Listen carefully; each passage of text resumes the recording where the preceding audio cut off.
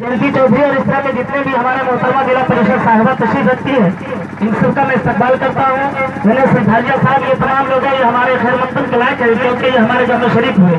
आइए सबसे पहले मैं 2 मिनट में अपनी बात को खत्म करता हूँ इस शेर के साथ कि हमारे वास्ते इंसाफ वाला भेज दे मौला, हमारे वास्ते इंसाफ वाला भेज दे मौला, अंधेरे में घिरे हैं हम उजाला भेज दे मौला, हमारे वास्ते इंसाफ वाला भेज दे मौला।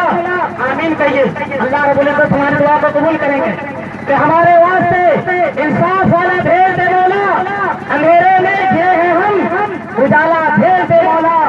और ज़मीं को फिर जरूरत है किसी ईमान वाले की, इस ज़मीं को फिर जरूरत है किसी ईमान वाले की, उमर फारूक का कोई ज्याला भेज दे मौला। दोस्तों वक्त बिल्कुल नहीं है, मैं सिर्फ ये बताना चाहता हूँ और हमारे जो मेहमान आए हुए हैं उनसे अपनी एक शिकायत करना चाह रहा हूँ। उम्मीद है कि मेरी शिकायत को ये लोग नोट करेंगे और मेरे मसाइल के लिए आला पैमाने तक कदम उठाएंगे और मेरे मसले को हल करेंगे। आज ये कोई कॉन्फ्रेंस, कोई प्रोग्राम या जलसा नहीं है।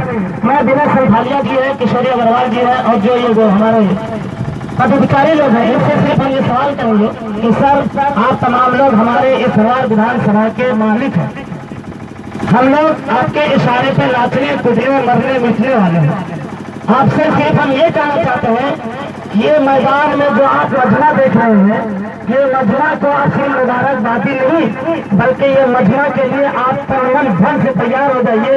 ये पूरे मुसलमान आपके साथ कुर्बान होने के लिए तैयार रहेंगे इंशाअल्लाह। क्या आप लोग तैयार हो रहे?